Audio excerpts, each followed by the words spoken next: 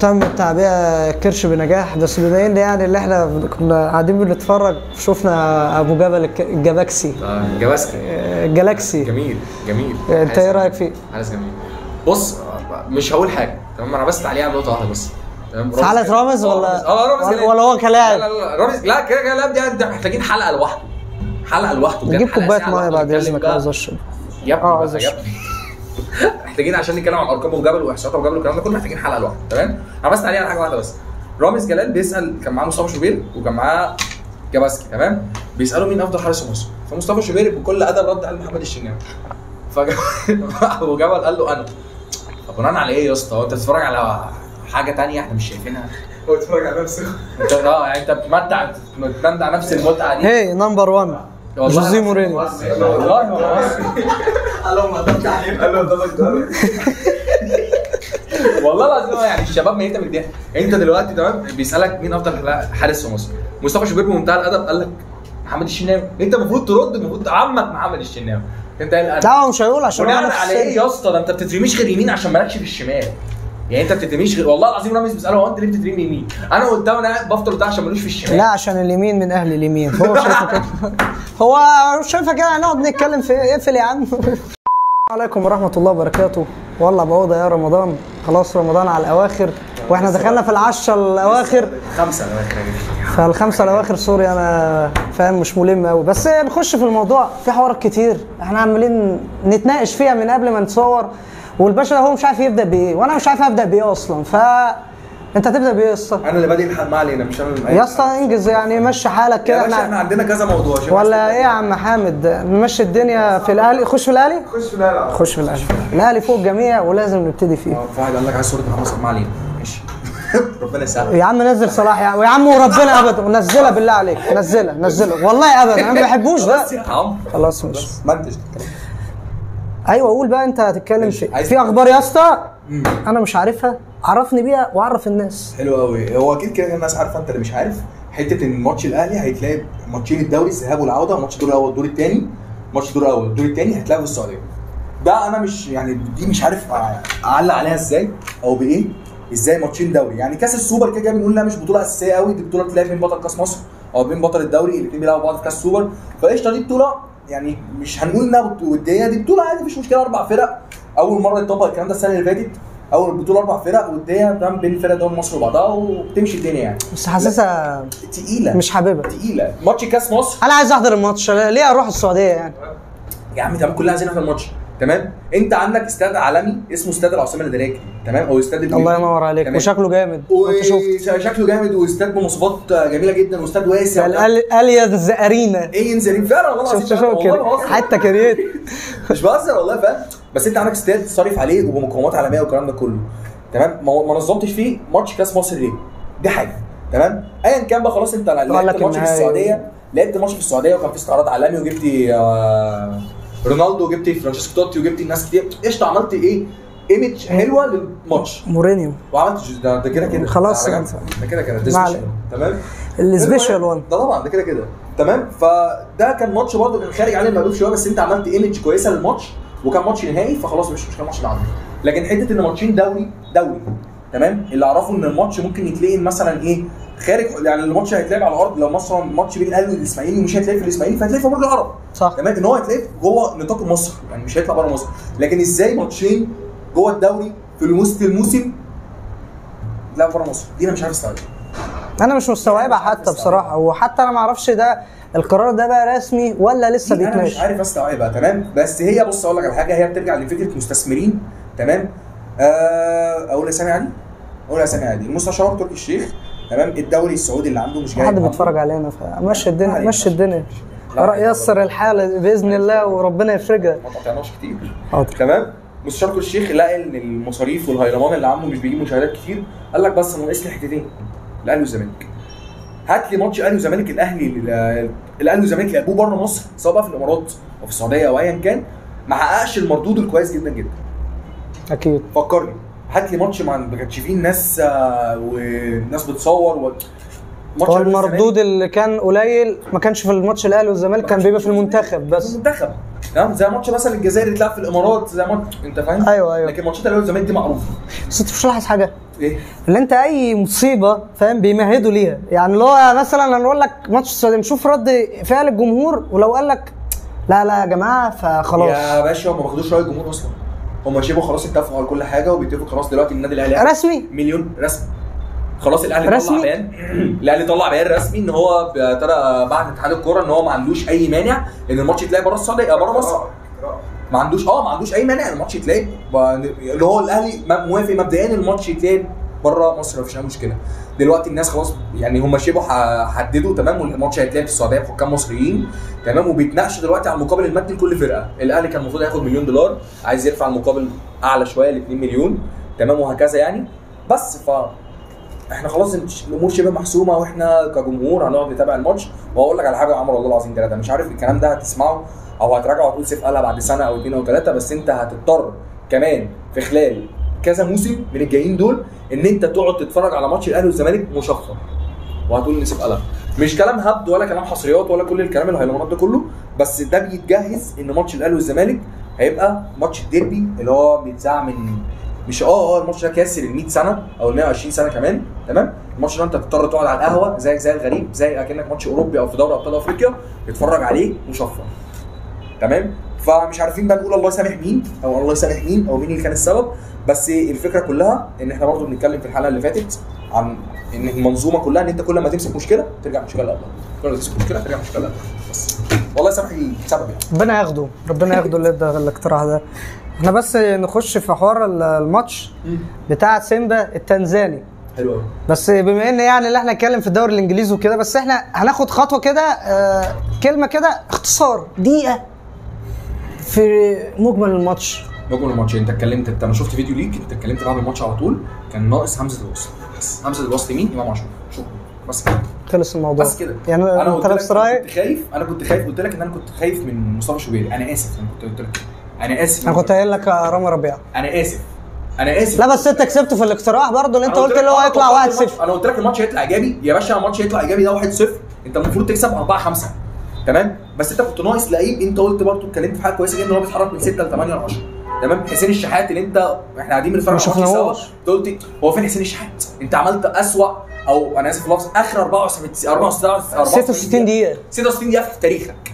ليه؟ حسين الشحات مش من نوعيه اللعيبه اللي بتنزل تستلم نص الملعب خالص من النادي، ودي اصلا يعني الحوار ده سلبي اصلا ومتضايق منه، يعني من ايام لما كان بيلعب فاهم في الرجاء المغربي، اما كان بيلعب قصاد الرجاء المغربي وحطوا مركز 10 مش عارف فيتسو بوسماني ولا مين، الله يعني يمسيه بالخير، الحاج فيتسو فاهمني، كان بيلعبوا مركز 10 في الماتش اللي خلص 1-1 على ارضهم. أيوة فكان زي الزفت في الوقت ده، وما كانش بيلعب، وهو ده الحاجه الوحيده الاخيره اللي كان بيلعب فيها مركز 10. هو حسين الشحات على الطرف هيقطم وهيعدي، وانت دي شفناها كتير. انت مين اللي كنت شايفه احسن واحد في الماتش؟ احسن لاعب في الماتش غير شوبير. احسن لاعب في الماتش غير شوبير تمام. 2 مروان عطيه وعمرو السوليه. ما حدش هيتفق معايا كتير في عمرو السوليه. لا انا مش متفق معاك. انا بقول لك محدش. لا انا كده مش متفق معاك. عمرو السوليه ما شفتوش خالص اصلا. لا بص كان حتى همزه الوصل، انا ده اللي كنت النقطه اللي بنرجع ليها. انا لسه هقول لك الوحيد اللي انا كنت شايف ان هو لو كان يقدر يأدي اكتر من اللي هو اداه ما كانش هيبخل، كان عمرو السوليه. لكن انت عندك حسين الشحات، احنا كنا قايلين ان هو بره تمام، بسبب ان هو ما بيعرفش يستلم نص الملعب، فبيستنى كوره طويله من امام عاشور توصله تمام. حتى لو لاحظت كولر لاحظ نقطه زي دي وراح منزل رضا سليم، الراجل كان بياخد الكوره يعني من 18 ل 18 تاك، ما كملش 10 دقايق وتاك فايص خلاص. والله فعلا جبت اخري. بقى بياخد الكوره من فعلا من 18 ل 18 عشان ما فيش حد في نص الملعب يوصله. بس فدي النقطه اللي كنت عايز اتكلم فيها، همزه الوصل، وانت كويس قوي في التعبير اللي انت عبرت فيها دي. همزه الوصل هو اللي خلاص في الماتش ده. غير كده ماتش زي ده تمام، بنزول كهربا اللي كهربا عنده فضل الكلام ده، كان عنده قفله في دماغه. الكلام ده تمام. كهربا كان محتاج حد يوصله للجول. هو وصل للجول في هجمتين 3 مفيش مشكله، بس لا الاهلي كان ناقص حلقه الوصل تمام، اللي هو كان امام عاشور او حتى كان المفروض يلعب بقفشه بس. ده كل النقطه. انت متوقع ايه في الماتش اللي جاي؟ لا الماتش احنا كده هنكسب. احنا كده هنكسب. هو رئيس ناديهم برضه قال لك هنتاهل من قلب القاهره وبتاع، خلاص مفيش مشكله، انت هتتريق 2 وتروح. انا خايف بس اللعيبه تستهبل او لا ما اظنش ان شاء الله. فاهم ايه، انت كده امام عاشور هيفضل عندك خايب تمام، ربنا يشفيه طبعا تمام، بس انت بقى تبدا تحط اسس للماتش ده. انت كان ناقصك حد زي امام عاشور، فخلاص مفيش مشكله، انت هتبدا بقفشه تمام، مش هتنزل لي قفشه في اخر مثلا ايه تلت ساعه ونص ساعه. لا هو خلاص ابتدى يعتمد عليه شويه، وكمان النقطه اللي انت ابتدى يحسن من نفسه، مش علامه استفهام، بس هو ابتدى يعني فاهم يمشي الدنيا ويعتبر بيرجع حبه حبه. انت ما تفهموش، ماتش يبقى تمام، ماتش يقع، ما انا عشان كده بقول لك حبه. 80 ماتش كويس فده قفش.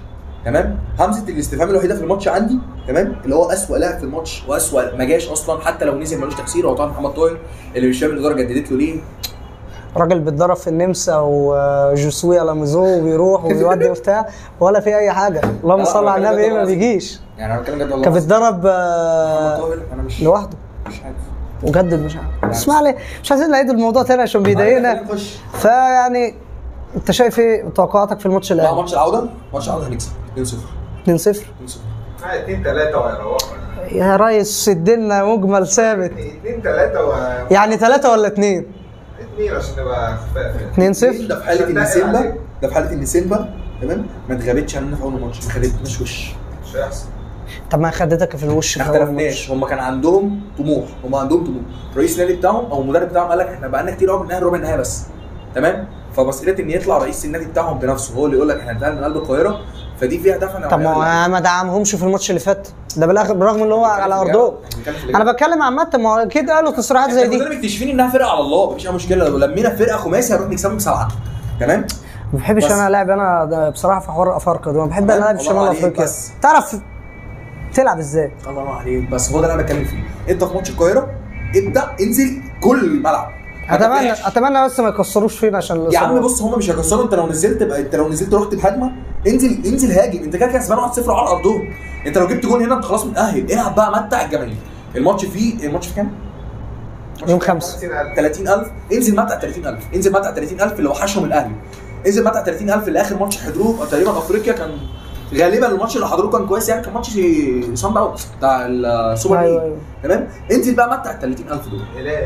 ماتش الهلال، الماتش اللي لا ده كان ايام جميله يا جدعان، وكنا بنفطر ونروق الدنيا. البلح اللي انت كنت جايبه لي كان جامد في وقت البلح، والله العظيم والله العظيم كان جامد. كنت جايب اكل، كنت جايب كفته صح؟ واديت لك بانيه وبدلنا مع بعضين. مين اللي كان جايب التمر؟ يا اسطى طب انا اللي كنت جايبه. لا يا عم عادي يا عم. كان في ماتش الرجاء كان في كحك بقى، كحك بس. لا ما دوتوش انا ما دوتوش. انتوا كنتوا قاعدين الناحيه الثانيه واستعبطتوا يا جدعان. استعبطوا يا جماعه، الناس دي استعبطوا بعتني وقعدت اتفرج انا وزي. لا والله كحك على القد بس. انا مش عايز اتكلم مين اللي نط من السور. لبيب. ما علينا بقى. فنخش بقى ايه في الدوري الانجليزي. عشان بصراحه برضو المحل بيبقى ليه حاجه، والدوري الانجليزي ده بيبقى ليه حاجه ثانيه. القطايف واللطايف ورمضان، فاهمني؟ تمر الصوبي بتاع اليوم. بالرغم ان الناس ما عجبتهاش الماتش بتاع الارسنال ومانشستر سيتي، بس انا عجبني التحديد بتاع ارتيتا. هو عاوز ايه من الماتش؟ بس انت قلت انا كنت عايز الماتش. بص انا مش يمكن بتفرج يعني ماتشات ارسنال بالذات ما بتفرجش عليها قوي، يعني نادر اصلا بتفرج على ماتش ايه لارسنال ده عامه والله العظيم. مش كله برضه انا كمان. تمام؟ ممكن ايه اتفرج مثلا على ملخص ماتش للسيتي، ملخص ماتش اليونايتد. تمام يعني انا اتفرج على ملخصات، لكن اتابع ماتش 90 دقيقه لا، صعب عليا شويه. تمام. المهم، لكن الماتش ده انا اتفرجت برضه على الملخص بتاعه. تمام؟ هو اتفرجت منه مثلا ايه على اول 45 دقيقه، لان ده كان وقت الفطار لو تفتكر. ايوه يعتبر على الشوط الاول. كان الحاج مش خلينا اتفرج، فطرت لوحدي مأساة. عشان هم متطردين في البيت. والله مش شايف، كان قاعد عايز يوقعني. يلا كمل يلا. تمام. ارتيتا عارف هو عايز الماتش زي ما انت قلت. انا اول مره اشوف اداء دفاعي الفريق في الدوري الانجليزي زي ما عمل ارتيتا. لا وتستغربوا اللي جوارديولا كان مرجع لك 5 وكوفيزيتش كان بيرجع ورا ومش عارفين يبنوا هجمه. بص هو كمان جوارديولا لو حسبتها، هو كمان جوارديولا كان عايز الماتش، بس هو كان خايف نازل الماتش خايف على فكره. ده من رايي يعني. انت لو حسبتها جوارديولا كان نازل هو كمان عايز الماتش. انا هكسب 1-0 وارجع دافع، مفيش 1-0 هرجع هطلع تاني. برغم دي مش طريقته. ما هو بص مش طريقته صح؟ عصفورا في اليد ولا 800 على الشجره. بس هو احترم. انا في اخر الاسابيع تمام الكام ماتش اللي عندي يعتبر صعبين. تمام؟ وغايب من عندي ايه هو ترى والله ما فاكر مين اللي غايب من عندي. جون ستونز وكان وينكر واكي خلاص اتصاب هو كمان. اتصاب في الماتش هو كمان. انا مش سايب الفرقه، انا مدريدي، انا مش سايب الفرقه دي في التراويح ولا في تهجد ولا اي حاجه. وراهم هو بس في واحد شبه نيكول سابا بيضاني كده طويل، يا رب خلصنا حياتي منه بجد. ان شاء الله الريال هيطلع. اخويا حامد هو بيدعم بس انت ايه بامانه ربنا، انت اتفرجت على المجمل برضو من الماتش. انت مش شايف برضه اللي جوارديولا كان خايف، وحتى في الشوط الثاني الارسنال يعني كان ما كانش الجامد القوي، بس هو كان محدد الاثنين كانوا نازلين على فكره عندهم حظ، الاثنين كانوا خايفين من بعض، بس هو خلاص كل واحد كان خايف يهاجم قوي ان هو ياخد جون. الله ينور عليك. وحط في بالك في دي هو كل واحد ليفربول كان كسبان بقى قدام برايتون. بص هو كان اصل ليفربول توتر. بص ليفربول لو هياخدوا البطوله دي فهتبقى بطوله تكريميه لليورجن كلوب. تمام بس فانا بستبعد ان ليفربول هي اللي تاخد بصراحه. امال انت شايف مين؟ بصراحه ارسنال. انا اول مره بص اقول لك حاجه، الموسم اللي فات انا ما بشجعش ارسنال، يعني انا تسالني انت بتشجع مين في انجلترا او منتمي مين لانجلترا اقول لك يونايتد. تمام بشجع يونايتد. انا معجب بيه جدا بالتيشيرت والكلام ده، وقلت لك طريقه تحل التيشيرت ازاي عشان اتقطع. بلاش فضايح. امي كانت غسلاه بميه سخنه وفك شويه. لو حد اتفرج على الحلقه منه بينك خلاص تمام تمام. انا اسف. فبس ماتش ارسنال تمام، هما الاثنين كانوا نازلين عارفين عايزين الماتش. تمام تسالني ترشح مين في الاسابيع الاخيره يحسم الدوري الانجليزي، هو الدوري كان لسه ما فتحش خالص. تمام توتنهام انت عندها ماتش مع ليفربول وعندها ماتش مع سيتي وعندها ماتش مع ارسنال. تمام كل واحده فيهم هي ارسنال، يعني انت تقول توتنهام اللي تقدر تحدد مين فيهم اللي هياخد الدوري. تمام ماتش توتنهام هو الحاسم لكل فرقه فيهم ومين فيهم اللي هياخد الدوري. وانا بقول لك انا بستبعد ليفربول السنه دي. بستبعد ليفربول السنه دي يا سيتي تفوق. اصل السيتي اقول لك على حاجه، السيتي بص اصل هيبين لك في ماتش الريال بعديها. بص اصل جوارديولا حاطط كده عينيه على ماتش الريال وعلى الاصابات اللي عنده والمصايب، وواحد زي هالاند اللي مش في حالته ولا في توقف دولي ولا في دوري ولا بتاع. خد بالك هو خد خبطه على دماغه فكان هيفوق علينا. انا خايف عينيه زغللت، هينكد علينا عيد والله العظيم. تمام ف جوارديولا واحد زي جوارديولا هو في مصايب في الدفاع، ما عندوش بدايل يعتبر. تمام هالاند برضه هو قدام ما عندوش بدايل غير الفاريز، فاهمني لكل فين ما نزلوش حتى في الماتش ده، ما نزلوش خالص حتى. هو بص يا ابني يا عم هو ما كانش عايز يهاجم، طلع فاضي بس هو ما كانش عايز يهاجم. هو ما كانش يا ابني ما كانش في حد اصلا فاهم في الهجوم عدل اصلا. طيب مفيش حد كان بيعمل عنصر. هو ما كانش عايز يهاجم. هو والواد دوكو برضه وداه اليمين، دوكو ده اللي هو الاسمراني جيرمي دوكو. الواد ده رجليه الشمال ضايع وحطه في مركز بارد قوي. رجليه الاثنين الشمال. انت لازم تفكر جريليتش يا اسطى، انت فاكره ده نزله وما اعرفش عمل ايه. بص هرجع اقول لك نفس النقطه اللي قال عليها حامد. تمام هو الاثنين كانوا نازلين عندهم حذر وعايزين ينهوا الماتش. لو انا هاجمت تمام ارسنال طبعا مرضت، ارسنال هاجمت شكرا خلاص الماتش حسم للسيتي. بس فالسيتي وارسنال كانوا الاثنين عندهم حظ. تسالني مين هقول لك تاني مين ممكن ياخد الدوري او يحسم الدوري تمام لغايه الاسابيع الاخيره هقول لك ارسنال. بعد ما تليفوننا فصل يعني ونعيد تاني نفس الكلام، والراجل وقف عند ارتيتا وقال لك اللي هو الدنيا مظبوطه واتفضل كمل. معلش كنا بنقول لي ارتيتا صح؟ ارتيتا انت نرجع للحته اللي احنا كنا واقفين عليها، ان انت كنت سالتني مين يحسم الدوري في اخر الاسابيع في الدوري الانجليزي اقول لك ارسنال. المشروع كويس جدا، اللعيبه اللي عندها ايمان انها قادره تحقق الدوري الانجليزي. يعني المشروع ده وقف في لحظه معينه في الاسابيع الاخيره جدا جدا جدا بجد في الدوري الانجليزي الموسم اللي فات. ليه بقى؟ عشان هم مش متعودين على البطولات. بس مش حكايه كده، يعني انت مانشستر يونايتد اخر بطوله ما بقاش فضايح بقى اسكت. انت اخر بطوله لا يا عم دي اللي اسمها ايه الكاس الرابطه. ايه كاس الرابطه دي يا بابا؟ عادي يعني عادي السيراميكا بتاخدها صح. ماشي الدنيا اي نجاح وخلاص يعني اي خلاص ماشي. قالشه بلا هدف ما علينا. نخش بقى في نقطه اللي انت بقلل من ليفربول، وبصراحه اللي هم بيعملوا اداء كويس. ليفربول عليه علامه استفهام من الموسم زي ايه؟ تمام ما تفهملهاش تدعيم ودعم. تمام نص الملعب مفيش مشكله، جابت صفقات كويسه جدا. اندو تمام اللي هو كان مقدم كويس جدا جدا جدا جدا، ما كانش حد معترف بيه. ما كانش حد معترف بيه، اللعيب ده كويس جدا على فكره. تمام نقطه بقى محمد صلاح نفسها تمام ان هو يعني هيجدد هيمشي. طب ده في مشكله مع المنتخب، طب ده مصاب. هم دلوقتي معتمدين على العامل الاساسي في الفرقه كلها هو محمد صلاح. تمام في داروين نونيز مش عارفين نتكلم. تمام حوده ايه ولا يهمك هنشيلها في جاكبو. تمام ده برضه عليه علامه استفهام وشبه محمود عبد واحد عندنا يا رجاله يا ابني بقى ارحمني. خلصانه مش جاي عندنا النهارده حجز من 11 ل 12 فالشباب بتروح. احنا في مركز شباب دار السلام بقى. خلاص خلاص انا اسف بس خلاص هنقولها بعد الحلقه. محمد سيد. انا مع مين يا اسطى؟ انت مش لاقي حاجه تملى بيها الحلقه يا عم بنضيع وقت. انت مع زلابيا. انا مع زلابيا؟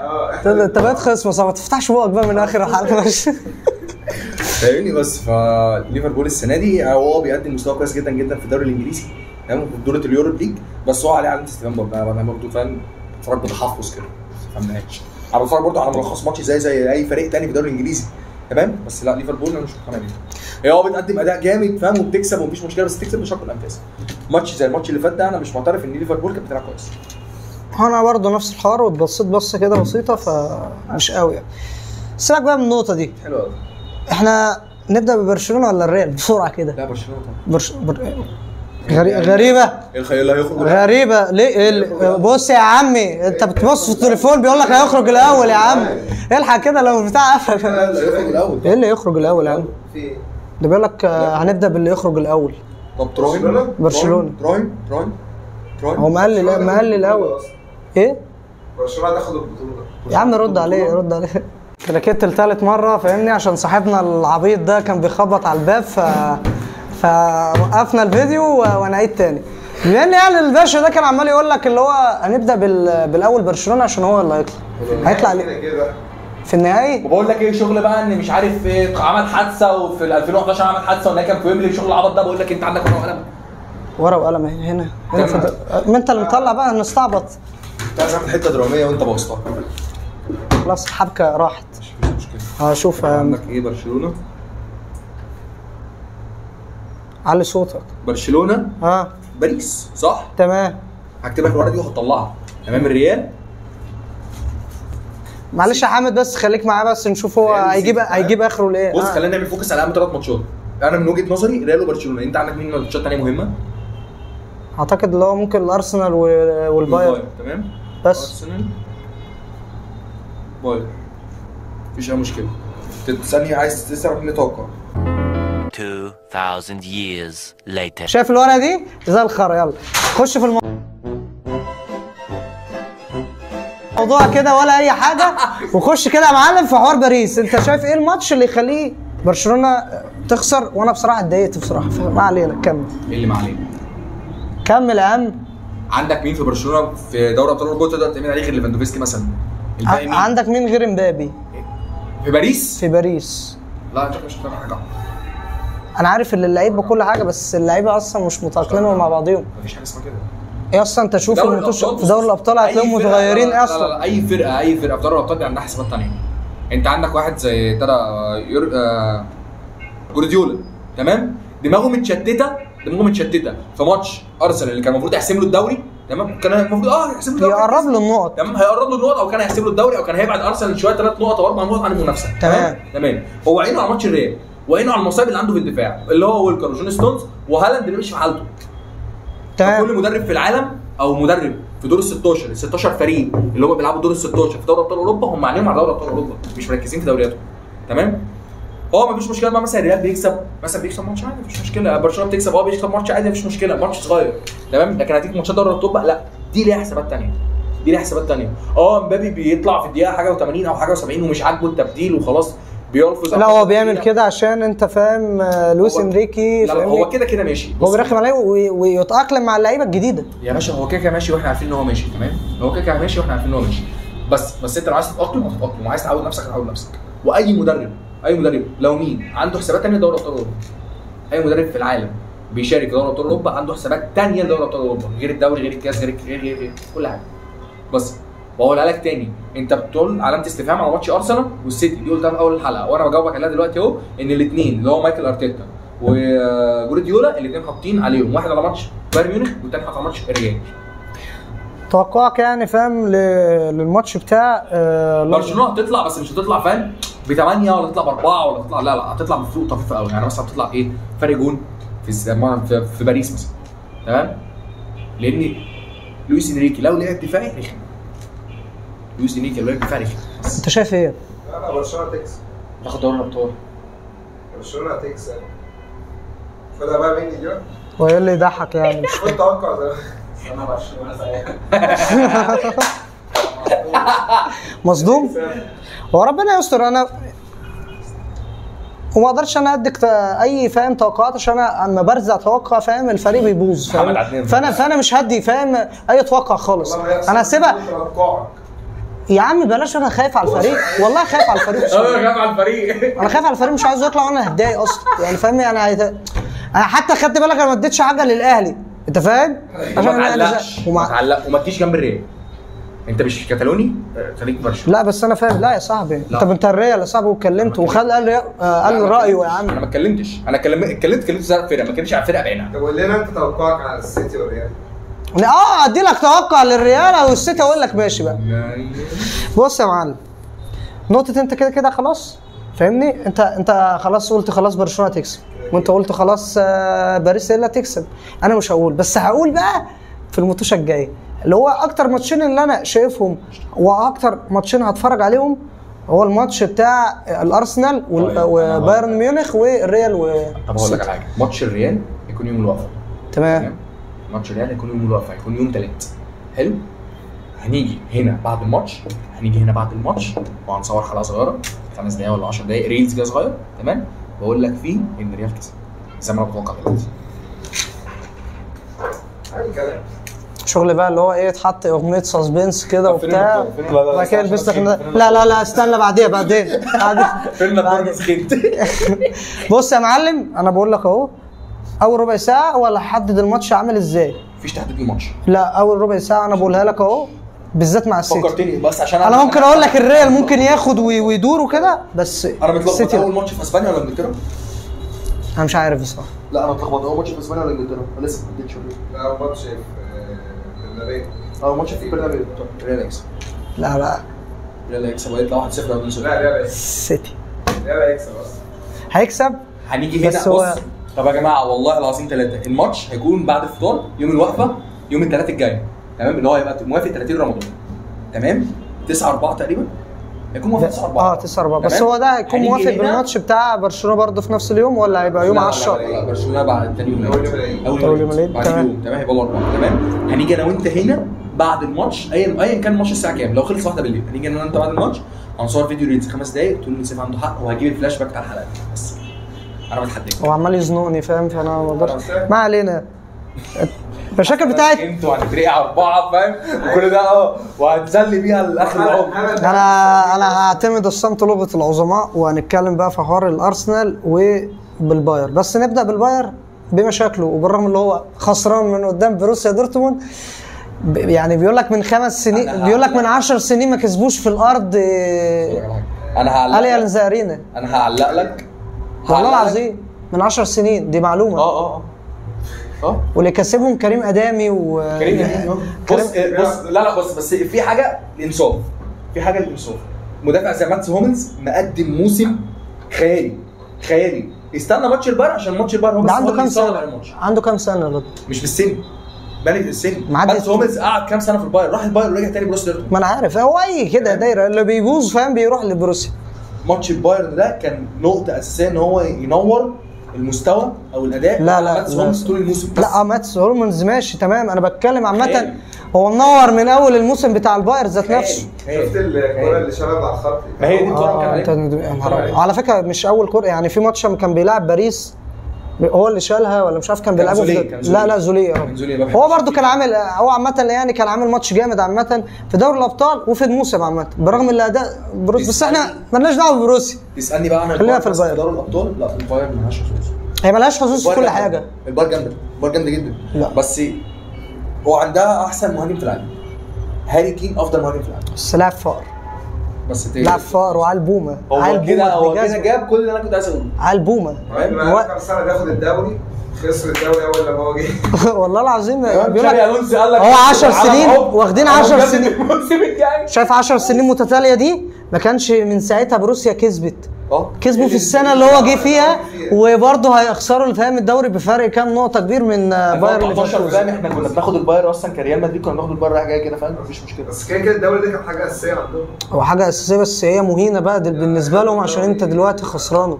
لا بص خلينا نتكلم بجد. البايرن السنه دي مستواه جامد جدا، تمام؟ بس هي في كام نقطه هم اللي معطلين، تمام؟ عندك احسن مهاجم في العالم، ايه اللي ناقصك؟ محدش فاهم حاجه. انت عندك احسن مهاجم في العالم. المدرب مدرب زي مين؟ مدرب توخيل. توماس توخيل انت تقدر تردد يعني تختلف عن توماس توخيل على مستواه اختلف عليه في دلوقتي. تشيلسي؟ ماشي مع تشيلسي تمام، معاك فيها في تشيلسي كان بيلعب بحكيم زياش تمام، لعيبه مفيش مشكله كسر ان هم لعيبه دول المستوى او نص نص، دول نص نص تمام. انت في بايرن هو عنده عند يس، عنده عند. انت في بايرن ميونخ هقول لك ليه بقى، اقول لك بقى المشكله اللي هي دايره واللي بسمعها من البي بي سي، فاهم، الاخبار اللي هي من الاكونتات بتاع الامنيه وكده، فانا مش عايز اقول بس عشان ايه الفيديو يعني وكده، اللي هي بتقول لك اللي هي اللعيبه ذات نفسها مش حابه وجود مش كلهم احزاب. يعني الطقم بتاع كيميتش فاهمني مش مع توخيل، والطقم بتاع هاري كين مع يعني جنابري ده مش موجود، ده موجود مع الطقم بتاع كيميتش وبيرخم على كيميتش وبيلعبوا مركز الباك اليمين، بالرغم ان هو بقاله كتير ما بيلعبوش من ايام جوارديولا اما كان موجود في الباير وبيلعبوا برضه في المركز ده، بيلعب عليه لاعب مش موجود حد ما بيحبش الوقفه يعني مش وبيلعب لك بلعيبه وبتشكيله غريبه، وساعات ما بيلعبش الديفيز بينزله كتير وحاجات كده غريبه بتحصل انت مش فاهمها. نقطه الفرق اللي هو بيلعبها يعني هو بيخسر من بوخم يا معلم، كان بيخسر من بوخم، فانت اداء زي ده تقول ايه؟ توماس توخيل اللي مشاه من تشيلسي هو لسه في افضل فتراته تمام، في افضل فترات تشيلسي تقريبا في دوري ابطال اوروبا، وكسب الريال 4 وكان خلاص يعني هو وشك طلع الريال تمام. بس هي النقطه اللي عندي في توماس توخيل هي سبب مشيانه من فرق كتير. هي مش جزء من مشيانه، حوار تشيلسي ده ممكن ما نديهاش مقارنه عشان انت المشاكل اللي حصلت ما كانتش من ابراموفيتش رومان ابراموفيتش فاهم، لما مشي والنوش اللي حصل في حرب كرواتيا وروسيا، كرواتيا ايه اوكرانيا قصدي، ولا يهمك. فنقط زي دي هي ما كانتش بتديله اقتراح قوي اللي هو يبقى لا مدرب فاشل او فشل مع تشيلسي، لكن النقطه دي هو اللي فشل فيها. توماس توخيل مدرب كويس جدا جدا، بس هو حواليه الجدل دايما. هو شايف بصراحه احسن حاجه وشايف اللي هو يمشي، بس هو كده كده بص هو اكيد كده هيمشي تمام. والباير بتفاضل بين ناجلزمان انت عارفه طبعا المدرب اللي هو الصغير في السن ده، واما بين زين مش او اي بص اي خبر بيطلع كده فاهم يفقع الواحد يحط لك زيدان. يعني اليونايتد ما كانوش لاقيين تين هاج وكانوا مش هيجي يقولوا يحطوا لك برضه زيدان، ما اعرفش زيدان ماله. هو الراجل يقول لهم يا جماعه اصلا ما بعرفش اتكلم اصلا الماني ولا بتاع ولا بيتكلم اي حاجه اصلا، هو بيتكلم فرنساوي مش ملم بالحاجه. وبرضه الناس برضه تحط برضه نفس الحوار، واحد خلاص الموضوع بيعصب قوي والموضوع مستفز بتوع الصحافه عامه. بس انا ضرب فرنسا برضه نفس الحوار وجد ما بيعرفش يتكلم فرنساوي يا اسطى مش هو مش هو زين الدين زيدان. طب اقول لك على حاجه، تعرف ان جوارديولا بيدور خلينا يا عم في الباير هنحدف جامد. طب اقول لك على حاجه هتصغر بس كده، جوارديولا بيدور ان ده اخر موسم هيكون مع الانديه عامه، وهيدور ان هيدرب منتخب في كاس العالم وخلاص يعتزل. انا شايف اللي هو خبر من سنه معلش يعني، هو لو حقق الثلاثيه بيقول لك هيعتزل. على حقه او ما حققهاش يعني فاهم. في الملاعب هيكون اخر موسمين لجوارديولا، بعد كده هيدرب فريق في كاس العالم لانه هو عمره ما مسك منتخبات يعتبر. طب خلينا بقى كده ايه فاهم عشان احنا ايه هدفنا مش نقول حلقه نهدف وترجعنا، ما الموجه بتجيبنا نرجع تاني ما علينا. فنقطه اللي انت انا شايف ان الارسنال هو اللي هيعدي لو فضل بادائه ده وتنظيمه ده. الله ينور بس كده جبت كل بتنظيمه ده قدام السيتي، لو فاضل كده عشان هو بيخيب قدام في الدوري الابطال بيخيب شويه وكان بيريح قدام بورتو، بس لو لعب قدام السيتي كده الفرقه بتلعب كويس جدا فاهم، جم اترزعوا جول في الاخر شكرا خلاص الماتش. بس شايفهم ما كانوش احسن حاجه، بس لا بالاداء ده هم كانوا عايزين يطلعوا بتعادل من البرتغال. جه اللعيب والله ما فاكر اسمه، اللعيب ده كويس جدا في رزعوا جول في اخر فاهم ماتش شكرا. جيرالدو ده ولا مش عارف اسمه ايه حاجه كده، مش ما علينا ولا ما علينا. نخش بس في نقطه اللي هو الارسنال بس فاهم. النقطه اللي انت شايفها اللي هو هيبقى عنصر اساسي زي ساكا هيقدر يكمل الماتش ولا؟ عشان انت بما ان اللي هو كان قدم خرا فاهمني في الماتش اللي فات بتاع السيتي. هو قدم خرا مش بمزاجه، هو قدم خرا حد فيه ما اختلفناش، هو عمل اللي عليه، بس هو المدرب كذا حمار في ساقه يعني. هو مفيش مشكله، ساكا مفيش مشكله، مفيش اختلاف عليه الموسم ده والموسم اللي فات من افضل لعيبه الدوري. شفت الصوص بتاعه؟ من افضل شفت عاملين الصوص بتاعه يعمل لك بتاع كوبي ماينو بتاع اليونايتد عاملينه منه مايونيز والله العظيم. والله شركه غريبه اصلا اللي متعاقدين معاها والله العظيم هيعملوها كده. انت فاكرني بهزر والله خبره. فكره ان اللعيب اسود يعملوا منه مايونيز يعني والله ما بتنمر يا عم، هو الثاني اسود وعاملينه مشطشط يعني فعادي يعني ما علينا خلاص كمل. ده فينيسيوس لو سمع الموضوع ده يعني ايه انا الكلام ده؟ كمل. نبعد ونحذف وانت اللي بتقول خلاص انا تمام. بس لا فساكا ما هاجمش بسبب ان هو كان عنده تعليمات اعمل اللي انت عايزه، اجري ارمح في الملعب مفيش مشكله تمام. بس انا يعني ما كانش في حد بيساعده بسبب ان الارسنال كان بيحافظ على الاداء الدفاعي ان هو عايز يطلع من الماتش باقل الخسائر اللي هي التعادل او ان هي يجيب جول ويقف. ما عرفش يجيب جول في المقفل. انت في الماتش بتاع الاليانز ارينا انت شايف الخوف من الضغط بتاع الجمهور بايرن ميونخ. بص اقول لك على حاجه، من اغبى الجماهير في العالم، من اغبى الجماهير في العالم في المانيا بالذات عامه جمهور الالمان عامه غبي جدا يعني من اغبى. بص من اغبى الجماهير الالمانيه جمهور بروسيا دورتموند ده كده ودي احنا عارفينها تمام. جمهور بايرن ميونخ تمام. ده عندك بقى انتراكت فرانكفورت والكلام ده كله ده على جنب تمام. احنا بنتكلم مثلا في فريقين كبار في الدوري الالماني. ارخم جمهور في الدنيا الجمهور الالماني عامه، وجمهور عنصري جدا. انا عارف عنصري جدا تمام. فكره بقى ان هو يضغط على الفرقه انها تكسب او بتاع دي ما اعرفش، بس يبقى اتكلم الماتش في الاليانز ارينا هيكون صعب. لازم ارسنال تخلص الماتش من انجلترا. هو هيتلعب باين في الاليانز ارينا الاول. اسمع علينا عامه غايب عننا شويه في حوار نقطه اللي هو لو هيلعب. انا شايف الارسنال هيبقى يا التعادل يا اما هو اللي هيكسب في نقطه اللي هو لو فضل ماسك نفسه في اول نص ساعه. وبفضل اقول لك في اي ماتش تمسك نفسك في اول نص ساعه انت اللي هتحافظ على الريتم على حسب ما عدا الريال. بصراحه الريال هو اللي ممكن يقدر بيك اي فريق تاني. لو انت فضلت ماسك نفسك في اول ربع ساعه انت تقدر. ده لو المستوى أو لو نص في فرقه مستوى سابق، لكن انت بتتكلم دلوقتي المستويات متقاربه يعني. اصلا بص كده اوريدي البايرن خسر الدوري لا وما تنساش برضو ان انت لا مؤاخذه. بس اقول لك نقطه تحفيزيه فيهم، هم خسروا الدوري الالماني تمام وشبه طلعوا من الكاس وطلعوا من الكاس تمام. فهم ما عندهمش غير دوري الابطال. فدي نقطه تحذيرها لارسنال ان انت بتلاعب فرقه بص ما عندهاش حاجه تبكي عليها. اذا كده خلاص هتمشي توماس توخل اخر الموسم تمام والدنيا كده بايظه جوه الفرقه وانت قلت انها احزاب وبتاع عن طريق CNN بي بي سي والكلام ده كله. انت ما عندك مصدر. خلاص بقى قلنا لك الفيديو بقى خلاص ماشي هغلوش عليها تعمل تيت خلصان تعمل تيت ماشي محمد عبد العاطي فاهمني. فانت المفروض مايكل ارتيتا كمدرب المفروض يعمل حسابه في نقطه زي دي ان هو فرقه طالعه من كل البطولات مصفيه من كل البطولات. خلاص انت ما عندكش غير يعني ايه البطوله دي اللي هتلعبها وتروح تقعد في بيتك تتمرن. مفيش دوري مفيش كاس المانيا مفيش الكلام ده كله. انت هتلعب دوري ابطال اوروبا وتروح تقعد في بيتك تريح تتمرن بس. فيا رب ارسنال يفضل محافظ على الريتم الماشي بيه من اول الدوري لغايه دلوقتي وخصوصا ماتش ارسنال الاداء الدفاعي كان. وانا عاجبني اصلا الريتم بتاع الدفاع بين ساليبا وجابرييل وكان حاطط هالاند في جيبه حرفيا. جابرييل افضل مدافع في الدوري الانجليزي. انت شفت انت البودكاست اللي هو وساليبا ما كان قال لك مين افضل مدافع في الارسنال؟ ساليبا كتب جابرييل وجابرييل كتب جابرييل بس فلا ميتين الغرور يا عم ربنا يستر. لا جابرييل افضل مدافع في الدوري الانجليزي. يا رب بس ارسنال تفضل ماشيه عليه. بس انت شايف ايه اللي هيطلع؟ مش بشجع بدون قطع كلامك انا مش بشجع ارسنال بس افرح جدا لو ارسنال عدى دور زي ده بس تمام. افرح جدا لو ارسنال عدى دور زي ده يا عم والله احنا ما لميناش قوي يعني فاهم. والحلقه ما هي كام دقيقه اصلا؟ حوالي 32 33 يعني ساعه الا ربع بجد والله دي زياده. ما علينا يعني معلش بص عملنا هبل كتير. ما علينا دي اخره الكلام وقعدنا نهري يعني في المهري. فكل سنه وانتم طيبين والعيد جانا وكل سنه وانتم طيبين في الخمس الاواخر في رمضان. يلا سلام.